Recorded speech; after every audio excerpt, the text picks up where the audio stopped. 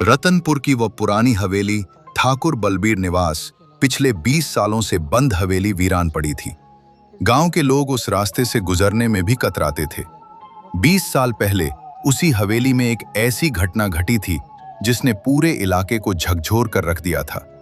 धर्मवीर, जो अब एक सफल आर्किटेक्ट बन चुका था, शहर से वापस लौटा था। वो उसी परिवार का इकलौता वारिस था जिसके पूर्वजों ने वो हवेली बनवाई थी। धर्मवीर के पिता की मृत्यु 20 साल पहले रहस्यमयी परिस्थितियों में हुई थी और तब से धर्मवीर को शहर भेज दिया गया था। अब अपनी पैतृक संपत्ति को संभालने के लिए वो फिर से उसी दहलीज पर खड़ा था। जब वो हवेली के पास पहुंचा तो हवाओं में एक अजीब सी सरसराहट थी। पुराने बरगद के पेड़ से लटकी जड़ें ऐसी लग रही थीं मानो किसी के हाथ उसे बुला रहे हों।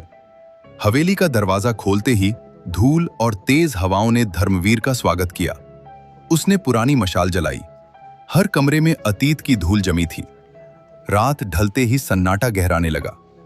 धर्मवीर सोने की कोशिश कर रहा था, तभी उसे ऊपरी मंजिल से पायल की खनक सुनाई दी। छन छन छन छन। वो चौंक कर उठ बैठा। उसे याद आया, उसकी मां कहा करती थी कि हवेली में कभी कोई और भी रहता था, एक साया जिसे उसके पिता ने कैद कर रखा था। उसने सीढ़ियों की ओर कदम बढ़ाए। हर कदम पर लकड़ी का फर्श कराह रहा था। जैसे ही वो ऊपर पहुंचा, पायल की आवाज बंद हो गई, लेकिन वहां के धूल भरे फर्श पर उसे पैरों के ताजे निशान मिले, छोटे नाजुक पैर जैसे किसी औरत के हों। अगले दिन धर्मवीर ने गांव के पुराने पुजारी से मुलाकात की। पुजारी की आंखें खौफ से भर गईं जब उन्होंने सुना कि आर्यन हवेली में अकेला रह रहा है। पुजारी ने फुसफुसाते हुए कहा, धर्मवीर, तुम्हारे पिता ने एक गुनाह किया था। 20 साल पहले एक नर्तकी रंजना इस हवेली में आई थी। वो बहुत सुंदर थी, लेकिन तुम्हारे पिता के पागलपन ने उसे वहीं मार दिया। उसकी लाश कभी नहीं मिली, लेकिन उसकी रूह ने कसम खाई थी कि वह इस खानदान का अंत कर देगी। आर्यन को लगा यह सब अंधविश्वास है। उसने सोचा शायद गांव वाले उसे डराकर हवेली हड़पना चाहते हैं। लेकिन उसी रात जब वह आईने के सामने खड़ा था, उसने देखा कि उसके पीछे एक धुंधली सी आकृति खड़ी है। उसका चेहरा सफेद पड़ चुका था और आंखों की जगह सिर्फ गहरे गड्ढे थे। वह कुछ कहना चाहती थी, लेकिन उसके गले से सिर्फ खून निकल रही थी।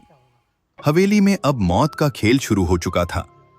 धर्मवीर का एक दोस्त करण, जो उसकी मदद के लिए शहर से आया था, अचानक गायब हो गया।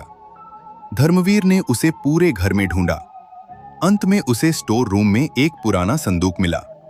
संदूक के अंदर से सड़ने की बदबू आ रही थी। जैसे ही आर्यन ने उसे खोला, उसके होश उड़ गए।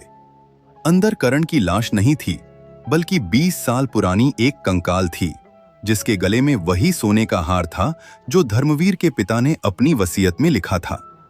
अचानक पीछे से किसी ने आर्यन के कंधे पर हाथ रखा। वो पलटा तो सामने गांव का वही पुजारी खड़ा था। पुजारी के हाथ में एक कुल्हाड़ी थी और उसके चेहरे पर एक मुस्कान थी। पुजारी ने ठहाका लगाया, धर्मवीर, वह रंजना नहीं थी जिसने तुम्हारे पिता को मारा था। वह तो मैं था। तुम्हारे पिता ने रंजना को मारा था। रंजना मेरी दूर की रिश्तेदार थी जिसे तुम्हारे पिता ने मारा था।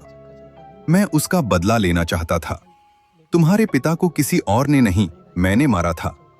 मैंने कसम खाई थी, इस खानदान का एक भी सदस्य जिंदा नहीं छोड़ूंगा।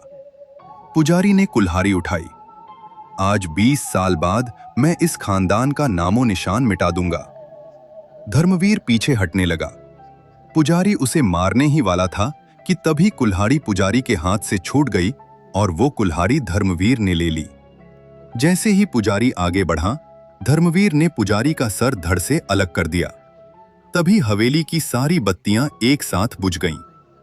चारों तरफ से वही पायल की आवाज आने लगी, लेकिन इस बार वह आवाज चीखों में बदल गई। हवा का एक तेज झोंका आया और धर्मवीर अचानक हवा में ऊपर उठ गया। कोई अदृश्य ताकत उसे दीवारों से पटकने लगी।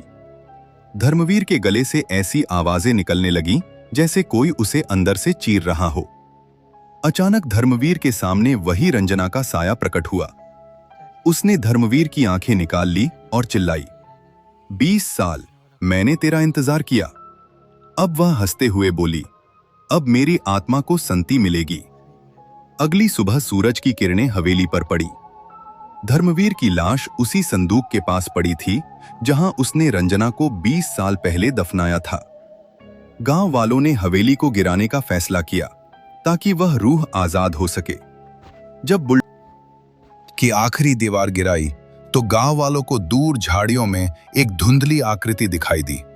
वो रंजना थी। वो अब डरावनी नहीं लग रही थी। उसने हवेली की तरफ देखकर एक शांति भरी मुस्कान दी और हवा में विलीन हो गई। बदला पूरा हो चुका था, लेकिन 20 साल बाद मिली ये जीत अपने पीछे कई लाशें और कड़वी यादें छोड़ गई थी।